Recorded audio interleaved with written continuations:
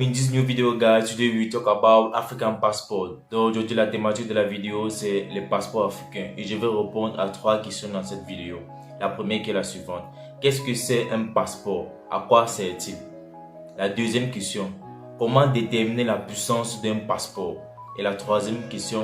Pourquoi les passeports les plus chers sont les moins puissants?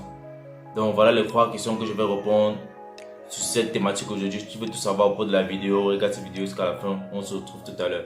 Ciao.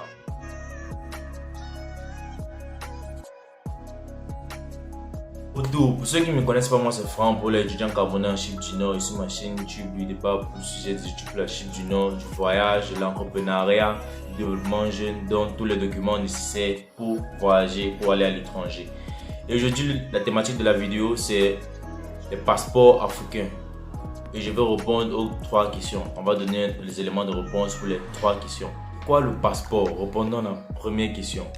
Le passeport est l'élément essentiel, le document essentiel lors du confectionnement de ces dossiers pour voyager à l'étranger ou pour aller dans un autre territoire étranger. Et ce passeport, il est délivré par le gouvernement de son pays en fait. Donc, sans le passeport, vous ne pouvez pas voyager dans un autre état. Et quel est le rôle du passeport en fait? Lorsque vous voyagez de votre état à un autre état, pour certains pays dont il nécessite le visa, c'est dans ce passeport qu'on vous met le visa en fait. Ça c'est l'un des premiers rôles. Alors le deuxième rôle du passeport c'est quoi? Il joue le rôle de relation entre les états. Par exemple au Cameroun, pour quitter le Cameroun, si tu as juste ton passeport camerounais, tu peux aller facilement au Congo, au Gabon, au Nigeria sans visa. Et on appelle ça visa free en fait. On appelle cette relation entre les états visa free. Donc pas besoin de visa, juste le passeport. Relançons-nous sur la deuxième question. Comment déterminer la puissance d'un passeport? La puissance d'un passeport se détermine comme suit. Elle se détermine par rapport au nombre de portes qu'elle ouvre dans le monde. Je m'explique. Donc si votre passeport est puissant, il doit vous ouvrir beaucoup de portes à travers le monde dans lequel vous pouvez voyager sans visa. Donc beaucoup de pays dans le monde vous pouvez voyager sans visa, donc visa free en fait, c'est ça. C'est comme ça qu'on détermine la puissance d'un passeport. Donc la puissance d'un passeport se détermine par rapport au nombre de pays dans lesquels vous pouvez voyager sans visa. Je fais une liste des 3 pays dont les passeports sont les plus puissants en Afrique et qui permettent de visiter plus de 100 destinations ou 100 pays sans visa. Donc le premier est le passeport séchellois. Le deuxième, c'est le passeport mauricien et le troisième, c'est le passeport sud-africain. Donc, ça, ce sont les 3 passeports les plus puissants en Afrique qui permettent de visiter plus de 100 destinations sans visa. Donc, visa free. Une question. Pourquoi les passeports les moins puissants sont les plus coûteux? Je reviens maintenant sur la liste des top 3 en fait.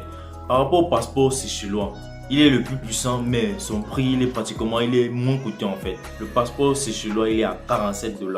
Par exemple, le passeport mauricien, lui, il est moins coûteux. Il est très moins coûteux même. Il est à 18 $. Maintenant, j'ai fait une liste. Bon, on peut dire c'est pas la liste totale, mais j'ai fait un récapitulatif de quelques pays dont les passeports sont les plus chers, mais qui ne sont pas puissants. Le passeport le plus cher de l'Afrique, c'est le passeport érythréen, dont la somme est de 266 $. Donc pour avoir un passeport érythréen, vous devez débourser 266 $.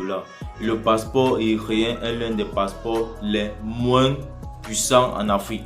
Donc il y a beaucoup d'autres pays aussi dont le passeport est cher. Il est coûteux pratiquement, je peux dire pour rien, parce qu'il n'ouvre pas beaucoup de portes à l'étranger. Par exemple, le passeport camerounais, il est coûteux de 136 $ à 200 $. Donc il est 2 fois plus cher que le passeport français en fait. Donc le passeport français actuellement il est à 100 $, mais le passeport camerounais présentement il est à 200 $. Il y a d'autres passeports aussi qui sont chers. Il y a le passeport tchadien, il y a le passeport la RDC, République démocratique du Congo, il y a aussi le passeport du Burundi. Bon, en fait ce que je retiens dans tout ce que je suis en train de dire, dans toutes ces informations que j'ai collectées, c'est quoi? C'est que plus le passeport il est cher, il est coûteux, moins il est puissant. Donc c'est ça en fait. C'est que ce qui fait la puissance d'un passeport, c'est peut-être dû au PIB du pays, à l'économie, les différentes transactions qui se passent dans le pays. Mais maintenant, après avoir collecté toutes ces informations et avoir lu certains documentaires, je me rends compte que la puissance d'un passeport est due au prix en fait, au prix du passeport. Plus le passeport il est coûteux, moins il est puissant. Et j'en reviens pour dire ceci. Il y a beaucoup de pays africains dont pour voyager, pour quitter de l'Afrique pour venir au Chypre du Nord, ils n'ont pas besoin de visa. Je vais vous expliquer un peu comment ça se passe. Par exemple, je peux lister 10 pays. Le Cameroun, la Côte d'Ivoire, la RDC, le Congo-Brazzaville, le Burundi, le Mali, le Sénégal, etc. Il y a beaucoup de pays. Donc vous pouvez voyager, quitter l'Afrique, arriver ici. Et c'est à l'aéroport d'Abidjan ici qu'on met le visa sur votre passeport en fait. Donc c'est comme ça que ça se passe. Le visa se donne ici à l'arrivée. Il n'y a pas de consulat ou d'ambassade du Chypre du Nord en Afrique. Dans aucun pays africain il y en a pas. À part si vous voulez passer par la Turquie, bon, en prenant un visa de transit, mais ça ne sert à rien.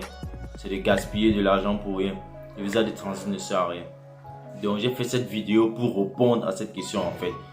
Parce que les gens me posent souvent la question, pourquoi on quitte de l'Afrique en Chypre du Nord sans visa? Et certaines personnes ont même des doutes en fait.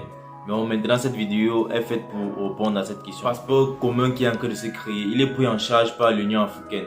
Les premiers exemplaires sont sortis en 2016. Donc présentement, on ne sait toujours pas quelle est la suite en fait. Donc depuis ces premiers exemplaires, on n'a plus aucune nouvelle de l'Union africaine à propos. Donc c'est quoi l'importance du passeport commun? Le passeport commun nous servira, nous les Africains, de voyager dans tous les pays africains sans visa. Donc on serait comme des frères et des voisins. Genre peut-être j'ai mon passeport camerounais, j'entre en Libye sans visa, j'entre en Tunisie sans visa, j'entre en Algérie sans visa, j'entre au Maroc sans visa. Donc c'est ça en fait, le passeport commun, c'est le rôle du passeport commun dont l'Union africaine a lancé depuis, mais vous savez, le gouvernement en Afrique, on ne sait pas. La thématique de la vidéo aujourd'hui, les passeports africains, les différentes utilités, les puissances et le rôle que joue le passeport. C'est un passeport africain à l'étranger en fait. Si tu as aimé la vidéo, n'hésite pas à t'abonner et à activer la cloche de notification pour ne rater aucune de mes informations. Et aussi, pour ceux qui ont des questions ou qui ont des sujets qui voulaient que je fasse des vidéos à propos, n'hésitez pas à me les laisser en commentaire. Sur ce, on se revoit dans une nouvelle vidéo sur un nouveau thème. Bye.